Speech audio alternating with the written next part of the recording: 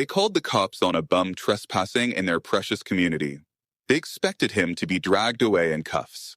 What Karen Whitmore didn't know was that the man in the worn camo jacket was the one person with the absolute authority to tear her entire world down. This is what happens when your HOA messes with the wrong retiree.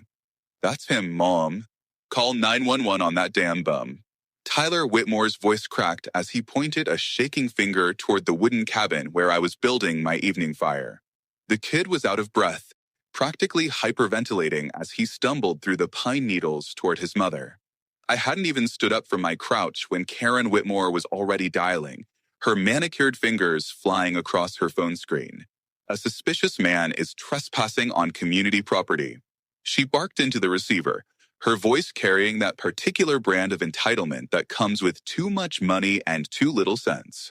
To them, I was just another vagrant in worn camouflage, unworthy of setting foot in their pristine upper-class wilderness sanctuary. Music. 10 minutes later, 3 police cruisers came roaring down the dirt access road, their sirens cutting through the peaceful evening air like chainsaws through silk. Karen rushed out to meet them, waving her arms like she was directing aircraft on a carrier deck. There he is. Arrest him, she shouted, pointing at me with the kind of dramatic flair you'd expect from a community theater production. I remained seated by my fire pit, calmly tending to the flames as if angry soccer moms and small-town cops were just part of the evening's entertainment. The first officer out of the lead car was Sheriff Collins, a steady man in his 50s with the kind of weathered face that comes from decades of dealing with the public's worst impulses. Collins took 3 steps toward me, his hand resting casually on his duty belt when something made him pause. His eyes locked onto mine for exactly 1 second, and I watched his entire demeanor shift like a gear clicking into place. In that single beat, the relaxed, small-town sheriff disappeared, replaced by someone much more formal and respectful. Collins straightened his spine, brought his feet together, and delivered the words that turned Karen's righteous anger into stunned silence. Yes, Major General. The words rang out across the clearing with military precision, causing Karen's mouth to drop open and Tyler to take an involuntary step backward. The other 2 officers immediately snapped to attention, their casual approach transforming into something that belonged on a parade ground. What the hell is going on here? Karen's voice had lost its commanding edge, replaced by confusion and the first hints of genuine concern. Collins turned to face her, his expression now carrying the weight of authority that comes from years of military service. Ma'am, this is Major General Marcus Blackwood, United States Army, retired as of 6 months ago. He has every legal right to be on this property.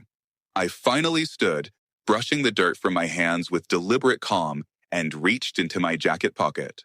Karen flinched, probably expecting me to pull out a weapon. But instead, I produced a manila folder containing documents that would change everything about her afternoon plans.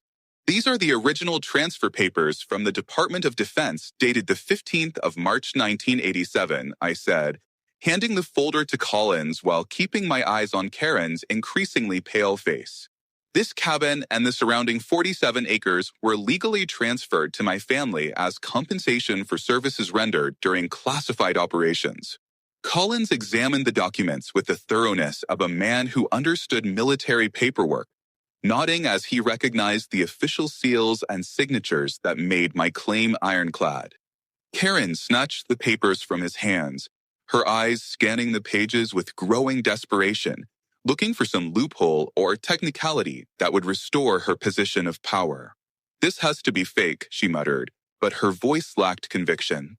The papers were real, and she knew it. Collins cleared his throat diplomatically. "Ma'am, these documents appear to be authentic federal transfer papers. The gentleman has every right to be here." Tyler shifted uncomfortably beside his mother, glancing between her fury and my calm confidence like a tennis spectator watching a particularly brutal match. I could see the wheels turning in Karen's head as she processed this new information. Her mind was already working on alternative strategies to achieve whatever goal had brought her here in the first place. The afternoon sun was beginning to set behind the tall pines, casting long shadows across the clearing as the 3 police cars prepared to leave. Karen stood there holding my papers like they were contaminated evidence. Her perfectly styled blonde hair was slightly disheveled from her earlier dramatics. "I'll be checking these papers thoroughly," she said finally, her voice carrying the cold promise of future conflict. "You won't be staying here long." There was something in her eyes, a deep-seated hatred that went beyond simple territorial disputes or HOA power games. This felt personal, as if our paths had crossed before in ways I couldn't yet remember. Collins handed me back my documents with a respectful nod, and as the police cars pulled away, I was left alone with the Whitmores and the growing certainty that this was far from over. It wasn't just a dispute, it was a feud. And to win a feud, you need to know your enemy's history. Early the next day, I spread my research materials across the cabin's kitchen table like a general planning a campaign. Property deeds, county records, and yellowed newspaper clippings told the story of Pine Lake Estates. But more importantly, they revealed the tangled history between the Blackwood and Whitmore families. The coffee maker gurgled in the background as I traced my finger along survey maps from the 1980s, when this entire area was still considered government land with strategic value during the final years of the Cold War. My grandfather, Colonel John Blackwood, had been stationed here as part of a classified logistics operation, using the cabin as a command post for supply runs that officially never existed. The pivotal moment came in 1987 when the military decided to transfer certain properties to private ownership as part of a broader defense restructuring initiative. According to the yellow documents, Councilman Robert Whitmore had approached the base commander with an offer to purchase the cabin and surrounding acreage for what he called a private resort development project. The amount he offered was substantial, enough to make even military bureaucrats take notice, but my grandfather had refused to recommend the sale. His official report, stamped with faded red ink, cited security concerns and the ongoing strategic value of the location for potential future operations. What it didn't say, but what I could read between the lines, was that Colonel Blackwood simply didn't trust Robert Whitmore's motives. The conflict that followed was documented in a series of increasingly hostile letters between Whitmore and various military officials. Robert Whitmore had been a man accustomed to getting his way through political connections and financial pressure, but the U.S. Army operated by different rules. When his initial offer was rejected, he tried going over my grandfather's head, contacting senators and defense contractors who owed him favors. The correspondence showed a man growing increasingly desperate and angry as his influence proved worthless against military protocol. The final letter in the file was a terse notification that the property would be transferred to the Blackwood family in recognition of exceptional service and sacrifice, effectively ending Robert Whitmore's ambitions with the bureaucratic equivalent of a door slammed in his face. I was deep in these revelations when a knock at the cabin door interrupted my research. Through the window, I could see Tyler Whitmore standing on my porch, shifting his weight nervously from foot to foot like a kid waiting outside the principal's office. He was alone this time without his mother's commanding presence to give him courage. When I opened the door, he immediately started talking, the words tumbling out in a rush of nervous energy. "Look, Mr. Blackwood, I wanted to apologize for yesterday.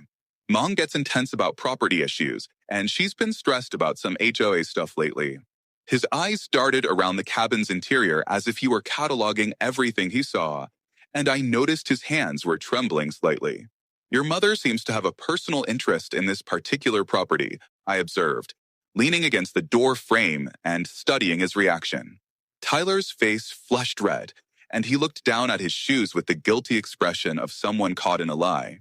"She's just protective of the community," he mumbled, but there was no conviction in his voice. I invited him inside for coffee, partly out of curiosity and partly because I sensed he had information that might prove useful. As he sat at my kitchen table, surrounded by the historical documents I'd been reviewing, his nervous energy seemed to increase rather than diminish. When I poured his coffee, I noticed his lips move as if whispering an apology into the steam, a faint, "I'm sorry," directed at no one and everyone. "What exactly is your mother building down by the lake?" I asked casually, pouring him a cup of coffee and watching his reaction carefully.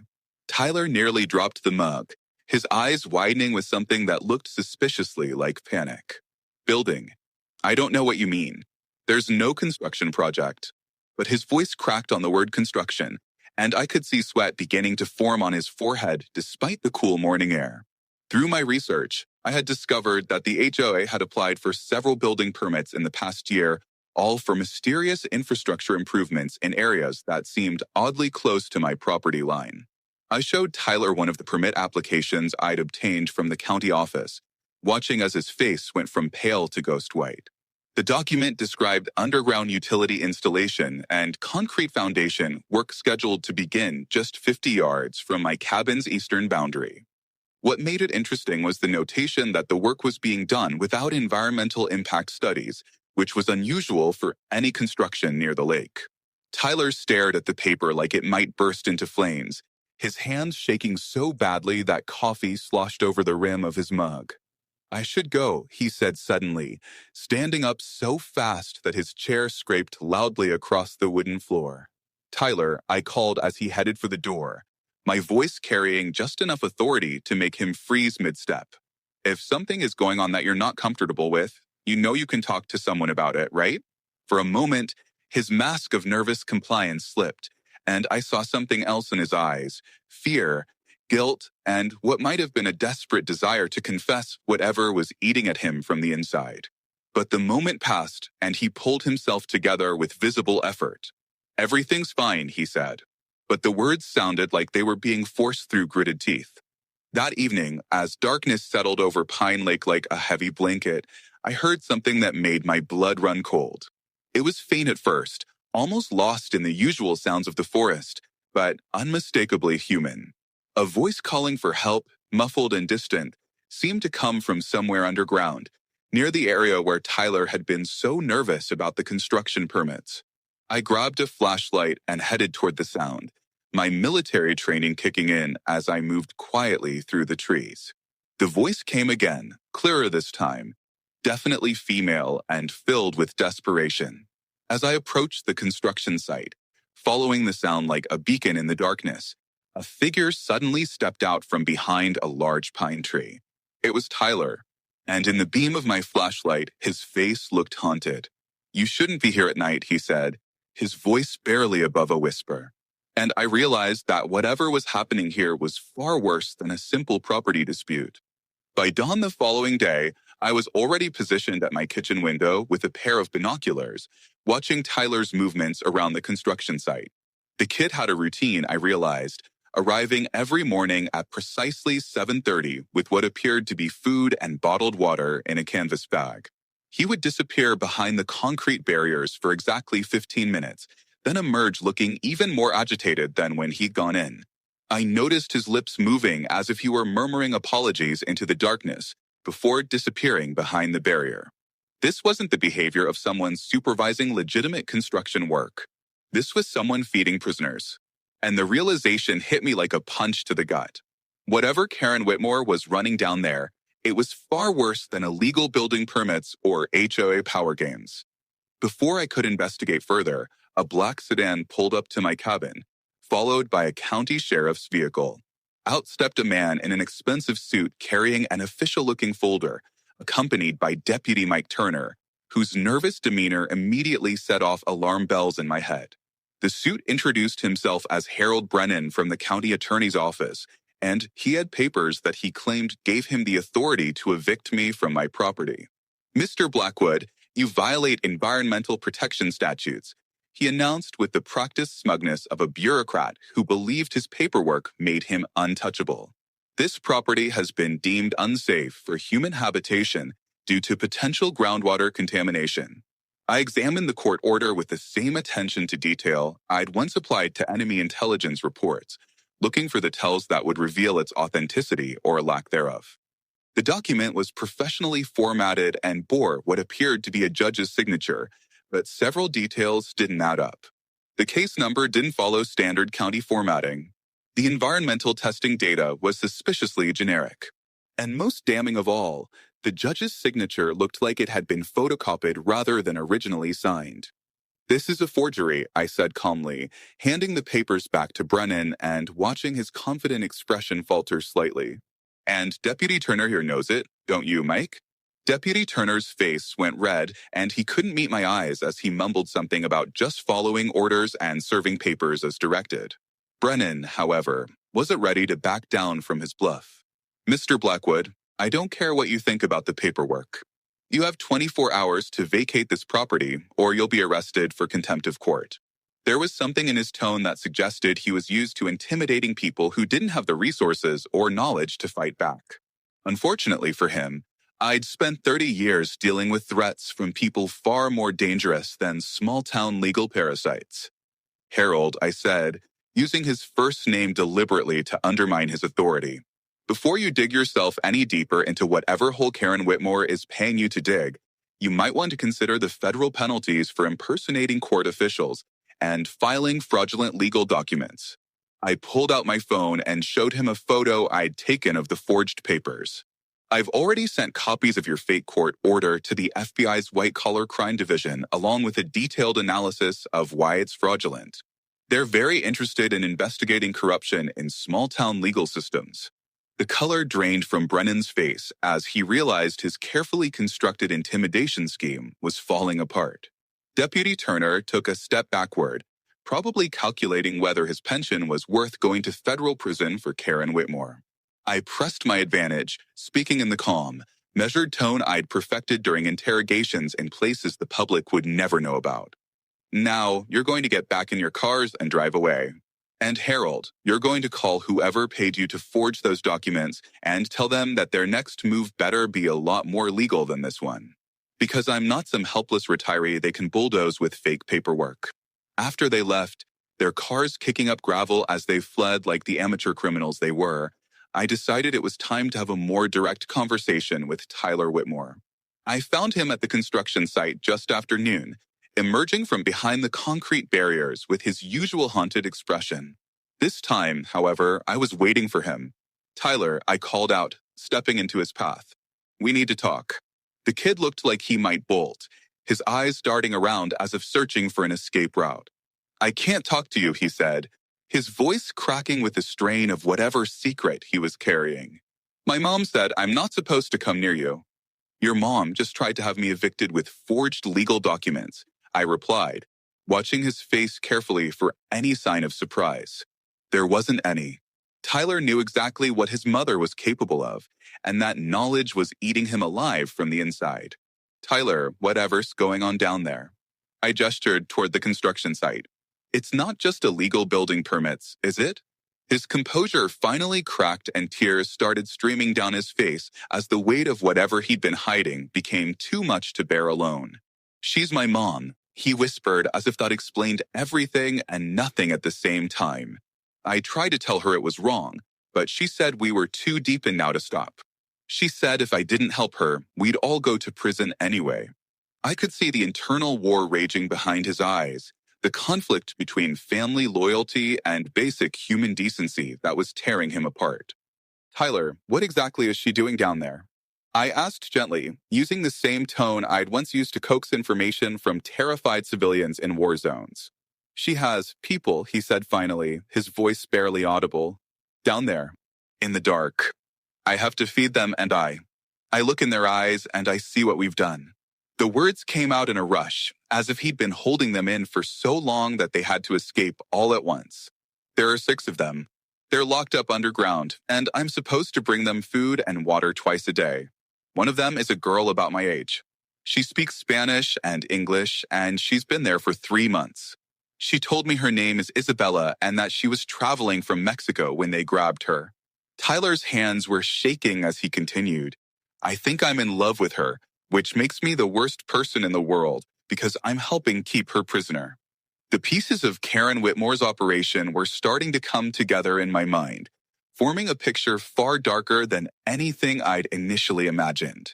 This wasn't just about property disputes or HOA politics. This was human trafficking, and Tyler Whitmore was both an accomplice and a victim of his mother's criminal enterprise. Tyler, I said carefully, are you willing to help me get those people out of there? He looked up at me with the desperate hope of someone who'd been drowning and suddenly saw a lifeline. Yes, he said without hesitation. But my mom has people watching. If she finds out I told you anything, she'll kill us all. As if summoned by his words, Tyler's phone buzzed with a text message. His face went white as he read it, and he showed me the screen with a trembling hand. The message was from Karen. "I know you've been talking to the soldier. Come home now or Isabella pays the price." Tyler looked at me with pure terror in his eyes. "She knows," he whispered. "She always knows everything." In the distance, I could hear the sound of vehicles approaching, and I realized that Karen Whitmore was done playing games.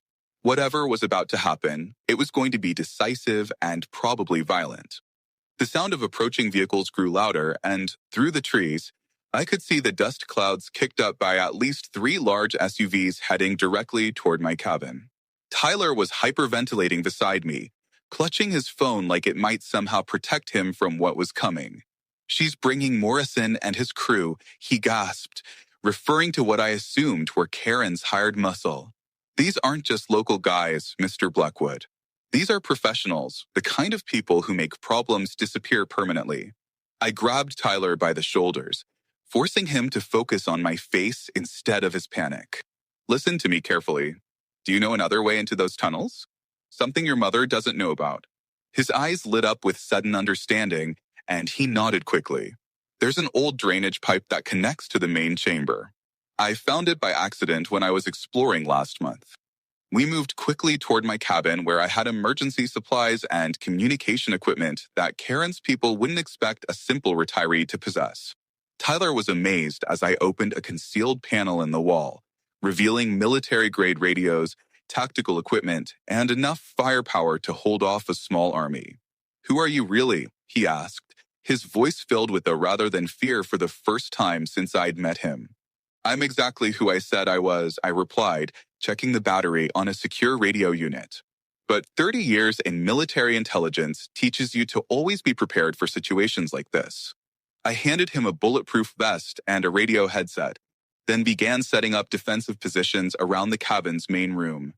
The first SUV came to a stop about 50 yards from my front door, followed by 2 more vehicles that positioned themselves to create a 3-sided assault formation. Through my binoculars, I counted 8 men in tactical gear, all carrying automatic weapons and moving with the precision of former military or law enforcement personnel. Karen Whitmore stepped out of the lead vehicle wearing a business suit that looked ridiculously out of place given the circumstances, but her expression was that of someone who had moved far beyond caring about appearances. She raised a megaphone to her lips, and her amplified voice echoed across the clearing. "Marcus Blackwood, you have exactly 10 minutes to surrender yourself and the traitor beside you, or we start executing the people in the tunnels one by one." Tyler's face went pale as his mother's ultimatum sank in, and I could see him struggling with the impossible choice between his safety and Isabella's life. "She's not bluffing," he whispered, his voice thick with despair. "She killed 3 people last year when they tried to expose her operation. She made me watch one of them die just to make sure I understood the consequences of betrayal." I activated my secure radio and began transmitting on a frequency that I knew Sheriff Collins monitored during his off-duty hours. "Collins, this is Blackwood. I need immediate federal backup at my location. We have a hostage situation involving human trafficking and multiple armed suspects." The response came back within seconds. Collins's voice was tight with concern and professionalism. "Backup is 15 minutes out, Major General. Can you hold that long?" "Roger that," I replied, then turned to Tyler with a grim smile. "Time to show your mother that her son has more courage than she gave him credit for." I outlined my plan quickly. Tyler would use his knowledge of the tunnel system to reach Isabella and the other prisoners while I kept Karen's attention focused on the cabin. "But first, you're going to help me send a message that she won't expect." I pulled out a small video camera and set it up facing the window. "Tell her exactly what you think of her operation, Tyler. Tell the world what Karen Whitmore is." With shaking hands, but a steady voice, Tyler began speaking into the camera, confessing everything he knew about his mother's human trafficking network and her connections to Mexican cartels. As Tyler spoke, I uploaded the video to multiple social media platforms and sent copies to every news outlet in the state along with our exact GPS coordinates. Within minutes, the video was being shared across the internet, and I could hear Karen's voice over the megaphone, becoming increasingly frantic as her people informed her that their operation was being broadcast live to thousands of viewers. "You've made a fatal mistake, Blackwood," she screamed, abandoning any pretense of control. "I have connections that reach to Washington. This ends here, tonight and tomorrow. It will be like none of this ever happened." Tyler slipped out through the back door while Karen's attention was focused on her threats, disappearing into the forest with the silent grace of someone who knew every tree and shadow in these woods. Through my radio, I could hear Sheriff Collins coordinating with federal agents. And in the distance, the faint sound of helicopters approaching meant that Karen's window of opportunity was rapidly closing. But she had moved beyond rational calculation now, consumed by rage and the desperate need to eliminate the witnesses to her crimes. "Morrison," she shouted to her lead gunman. "Burn it down. Kill everyone inside and make it look like an accident." The first shots shattered my front windows, forcing me to take cover behind the reinforced kitchen counter I'd specifically chosen for its defensive potential. Morrison's team moved with professional efficiency, laying down suppressing fire while two of them attempted to flank the cabin from opposite sides. But they were dealing with someone who had survived firefights in places where the rules of engagement were written in blood, and I had advantages they couldn't anticipate. The cabin's thick log walls absorbed most of their ammunition, and I'd prepared defensive positions that gave me clear fields of fire while keeping me protected from their assault. Through my radio, I heard Tyler's voice, breathless but determined. "I'm in the tunnels. Isabella says there are 6 prisoners total, all alive but scared. We're moving them to the emergency exit now." Karen's voice rose above the gunfire, screaming orders that made it clear she had completely lost control of the situation. "I don't care about the hostages anymore. Kill them all. Burn everything." But it was too late for Karen Whitmore. The helicopters were overhead now, and I could see federal agents rappelling down into the clearing while ground units surrounded the entire area. Through my scope, I watched Karen's face as she realized that her empire of crime and intimidation was crumbling around her. And for the first time since this nightmare began, I allowed myself to smile. The cavalry had arrived and justice was finally at hand. But as the federal agents closed in, Karen pulled out a detonator and screamed one final threat that chilled my blood. "If I can't have this land, then no one can. I've got enough explosives under those tunnels to sink half the lake." My radio crackled with Tyler's panicked voice. "She's not kidding. There are charges everywhere down here. We need to get out now." The helicopters circled overhead like mechanical vultures as federal agents in tactical gear rappelled into the clearing. Their movements were coordinated with the precision that comes from years of high-stakes operations. Through my radio, I could hear the calm, professional voice of Agent Rachel Morris identifying herself as FBI and taking command of the scene. "This is Agent Morris, FBI Human Trafficking Task Force. We have eyes on multiple suspects and are moving to secure the area." What struck me as odd was how quickly they had responded to my call, almost as if they had been waiting nearby for exactly this moment. Karen's face twisted with rage and disbelief as she realized that her carefully constructed criminal empire was being dismantled by forces far beyond her control. "You don't understand," Karen screamed at the approaching agents, waving her detonator like a weapon. "I have connections. Senator Williams owes me favors. I've been feeding information to people in Washington for years." Agent Morris approached slowly, her weapon drawn, but her voice remained calm and professional. "Karen Whitmore, we've been tracking your operation for 3 years. We know about your connections to the Los Hermanos cartel, your money laundering through the HOA accounts, and your trafficking routes that run from Mexico to Canada." The agent's words hit Karen like physical blows, each revelation stripping away another layer of her delusions of untouchability. Through my secure radio, Agent Morris contacted me directly, and her next words changed everything I thought I knew about my situation. "Major General Blackwood, this is Agent Morris. We need to brief you on Operation Clean House. Your presence here wasn't accidental." The pieces suddenly clicked into place with the devastating clarity of a perfect military strategy. "You've been using me as bait," I said. And Morris's confirmation came without apology. Pentagon intelligence identified this location as a critical node in an international trafficking network. We needed someone with your credentials and experience to force Karen Whitmore into exposing her entire operation.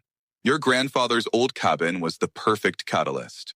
The revelation that I had been manipulated, even for a righteous cause, should have angered me. But instead, I felt a grudging admiration for the operation's elegance. Karen had been right about one thing. This went far beyond a simple property dispute. Isabella's voice crackled through Tyler's radio, speaking in rapid Spanish before switching to English. Tyler, tell them I know where my father hid the evidence about the cartel's American operations. Karen doesn't know that I'm Governor Morales' daughter or that I've been gathering intelligence while pretending to be just another victim. The stakes had just escalated beyond anything I had imagined. This wasn't just about rescuing trafficking victims. It was about dismantling an international criminal network that had infiltrated the highest levels of government. Agent Morris continued her briefing as federal agents moved to secure the perimeter around Karen's remaining gunmen. The Los Hermanos cartel has been using Karen's HOA as a front for operations worth over $50 million annually. They're not just trafficking people. They're moving weapons, drugs, and providing logistics support for terrorist cells operating in North America. Tyler's voice came through the radio, strained but determined. Isabella says there are computer drives hidden in her cell that contain financial records and communication logs between Karen and cartel leadership. She's been documenting everything for the past 3 months, waiting for a chance to get the information to authorities. Karen's desperation reached a new level as she began to understand that her entire world was collapsing around her. "You have no idea what you're dealing with," she shrieked at Agent Morris. "The cartel has people everywhere. Politicians, judges, police chiefs. They'll kill everyone involved in this operation." For the first time since I'd met her, Karen Whitmore looked genuinely afraid. And I realized that she had been as much a prisoner of her criminal partnerships as the people locked in her tunnels. Agent Morris smiled grimly at Karen's threats. "We know exactly who they have on their payroll, Karen. Why do you think it took us 3 years to move? We've been building cases against everyone in your network, from the local Deputy Turner up to Senator Williams." Through my binoculars, I watched Tyler emerge from the tunnel entrance with Isabella and 5 other people. All of them were blinking in the daylight like prisoners seeing the sun for the first time in months. Isabella was smaller than I had imagined, but there was something in her bearing that spoke of strength and intelligence far beyond her years.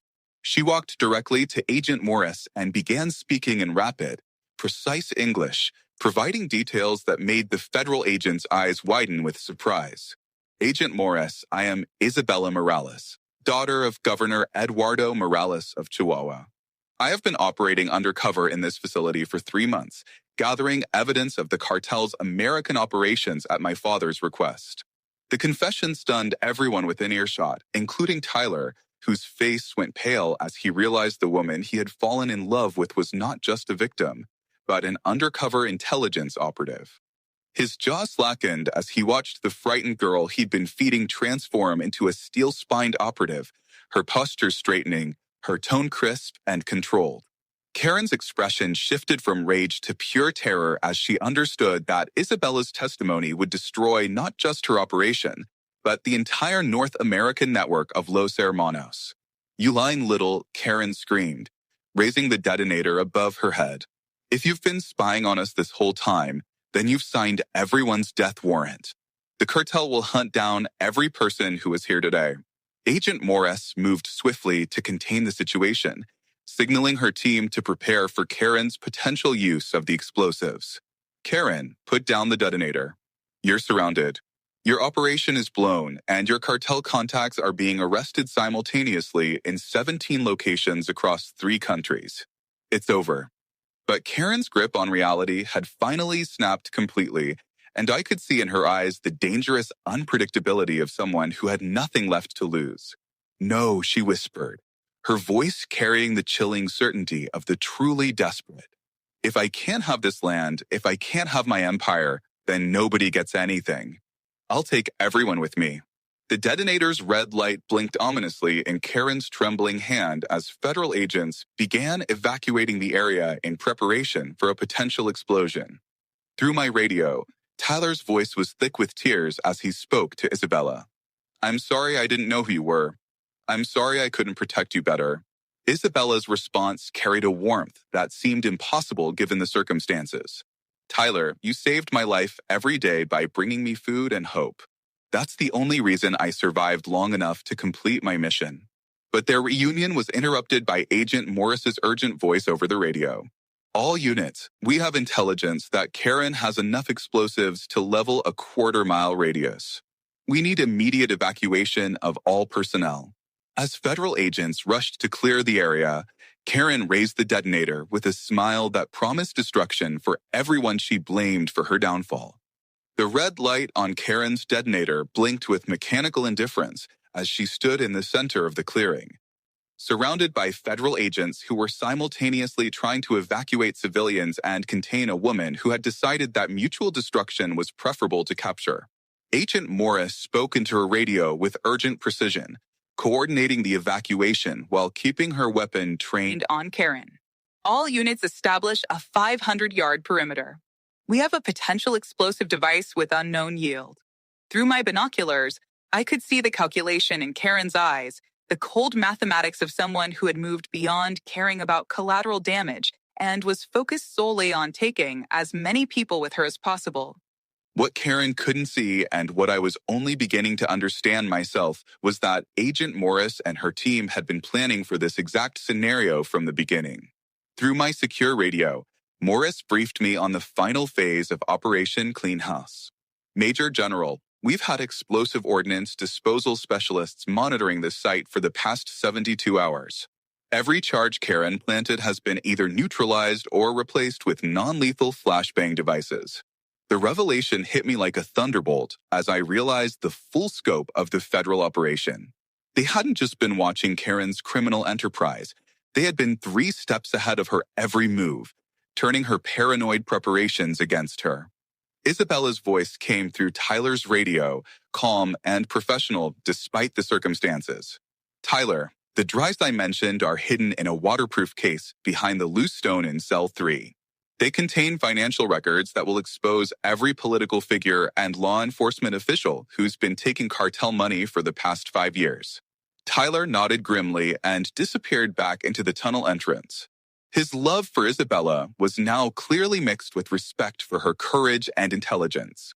Through the chaos of the evacuation, I could see Karen's face beginning to show the first cracks of doubt as she noticed that the federal agents weren't retreating as far as they should have if her explosives were genuine. Agent Morris began walking slowly toward Karen, her weapon lowered but ready, speaking in the calm tone of someone who held all the cards in a deadly poker game. "Karen, we know about your insurance policy. We know you plan to destroy the evidence if you were ever cornered. What you don't know is that we've been inside your operation for longer than you think." Karen's confident sneer began to falter as Morris continued. "Deputy Turner has been feeding us information for 8 months. He was facing federal corruption charges, and cooperation was his only chance at avoiding a life sentence.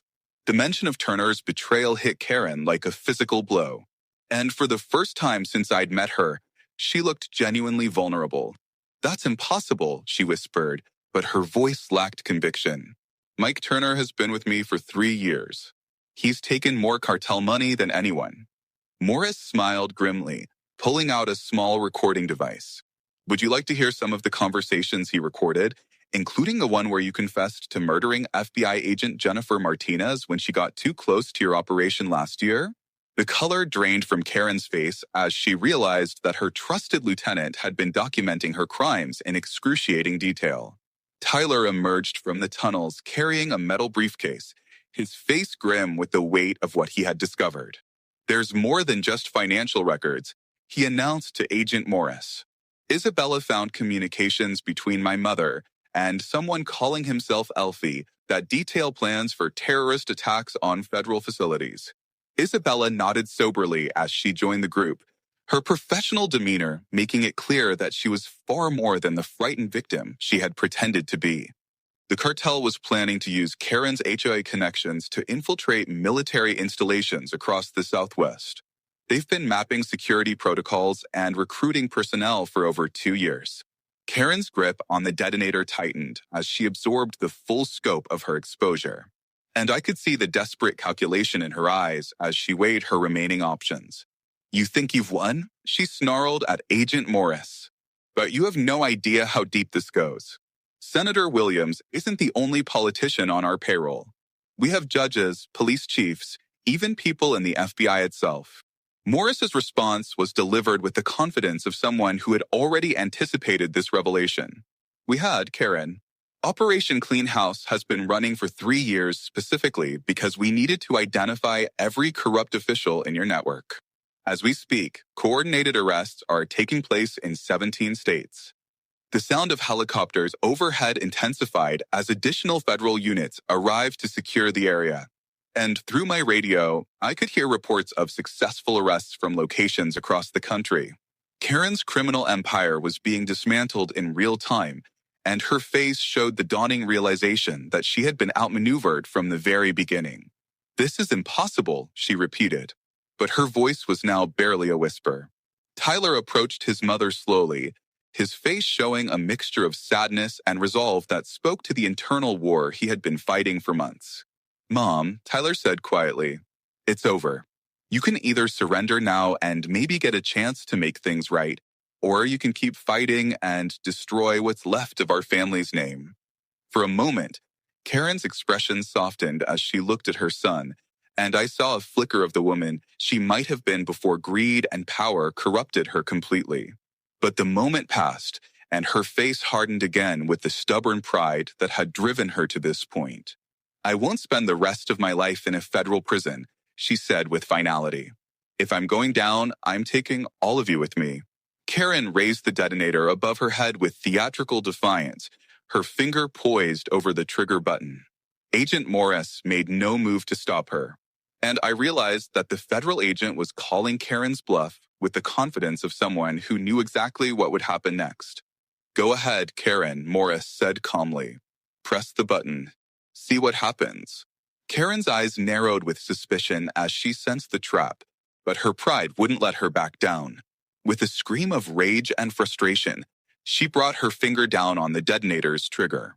The clearing erupted in a series of brilliant flashes and thunderous bangs as the flashbang devices Morris had mentioned activated simultaneously, creating a spectacular light show, but no actual destruction. Karen stood in the center of it all, her mouth hanging open in shock as she realized that even her final act of defiance had been anticipated and neutralized. Agent Morris walked calmly through the dissipating smoke and placed Karen Whitmore under arrest, reading her rights as federal agents moved in to secure the scene. The war was over and justice had finally arrived at Pine Lake. 6 months after the smoke cleared from Pine Lake, I found myself sitting in the front row of a federal courthouse in Denver, watching Karen Whitmore face the consequences of her criminal empire. The woman who had once commanded fear and respect through her position as HOA president now sat hunched at the defendant's table, wearing an orange jumpsuit that seemed to drain what little dignity she had left. The transformation was complete and irreversible.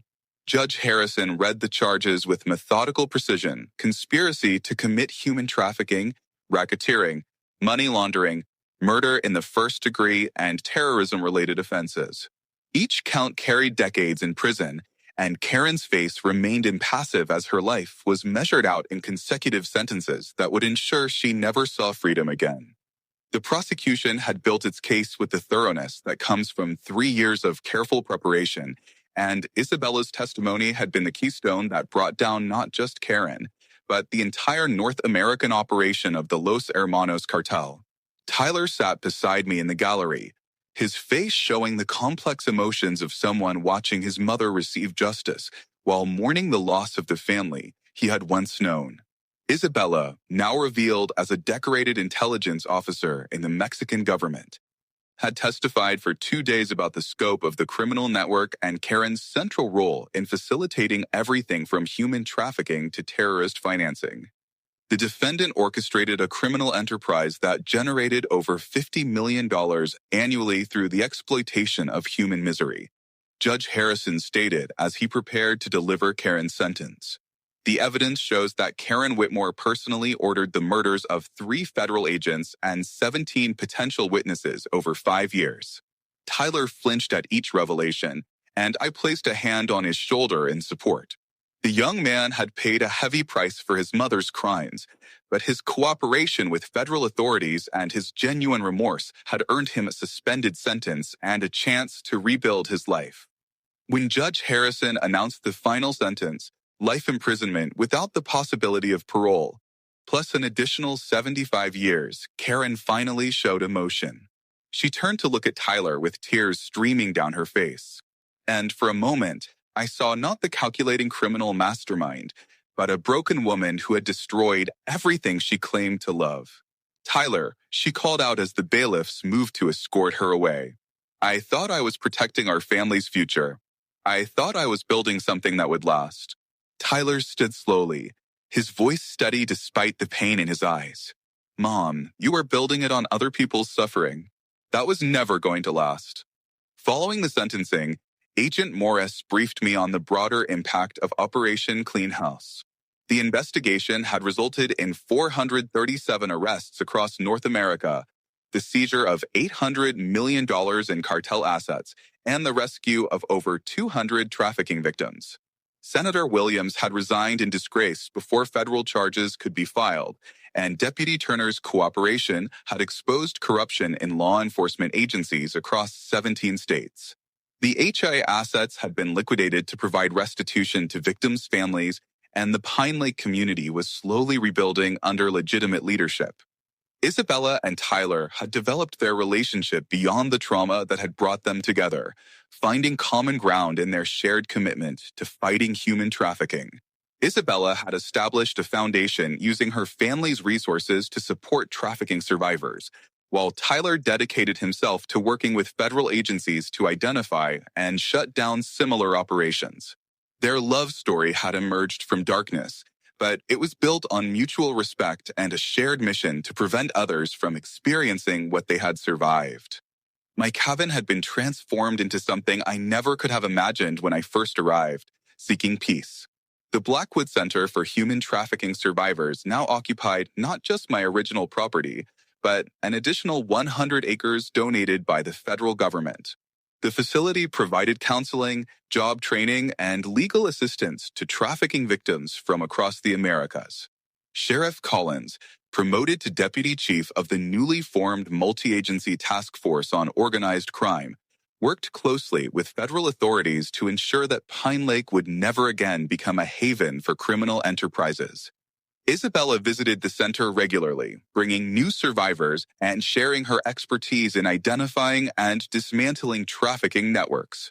During one of her visits, she and Tyler announced their engagement, a moment of pure joy that seemed to validate the belief that good could emerge from even the darkest circumstances. General Blackwood, Isabella said as they shared the news, Tyler told me that you said love built on shared trauma wouldn't last, but love built on shared purpose would endure forever. I smiled at the young couple, seeing in them the kind of partnership that could change the world one rescued life at a time. The transformation of my retirement had been complete and unexpected. Instead of the quiet contemplation I had planned, I found myself more active than I had been during my military career. The Presidential Medal of Freedom that President Hayes had awarded me sat on my mantle. But the real reward was the letters I received from survivors who had found new lives through the center's programs. Governor Patricia Hayes, my old friend who had ascended to the presidency, had asked me to serve as special advisor on human trafficking issues, a role that kept me traveling and working with international agencies to combat modern slavery. On quiet evenings at the lake, I often reflected on the strange chain of events that had brought me to this point. The Pentagon's decision to use me as unwitting bait had initially felt like manipulation, but I had come to understand that sometimes the most important missions are the ones we never see coming. Karen Whitmore's hatred and greed had ultimately led to the destruction of a criminal network that might have operated for decades without exposure. As I sat on my porch watching the sunset paint the lake in shades of gold and crimson, my secure phone rang with the familiar tone that meant another case was beginning. Agent Morris's voice came through with professional excitement. "General, we have a situation developing in Florida. There's an HOA president down there who's been asking very pointed questions about recent property transfers, and we think she might be connected to a human trafficking operation that survived the Los Hermanos takedown." I smiled as I reached for my travel bag, already mentally preparing for another mission that would masquerade as a simple retirement getaway. "Rachel," I said, "it sounds like Pine Lake was just the beginning. Some people never learn that when you mess with the wrong retiree, you're not just fighting one old soldier. You're fighting the entire system he swore to protect." The war against human trafficking was far from over. But I had learned that sometimes the most effective weapons in that fight were an old cabin, a determined spirit, and the unshakable belief that justice might be delayed, but it would never be denied. Sometimes love emerges from the darkest places, transforming not just hearts, but destinies. Tyler's journey from accomplice to hero shows us that courage isn't about never being afraid. It's about choosing what's right when everything else feels wrong. His love for Isabella didn't just save her life, it saved his soul and brought justice to countless victims. True love doesn't just conquer all, it inspires us to become the people we're meant to be. If this story of redemption and justice satisfied your sense of fairness, show some love with a like and consider subscribing to HOA Unfiltered for more tales where the little guy fights back and wins. We're proud to bring you stories that make corrupt boards nervous. See you at the next emergency meeting.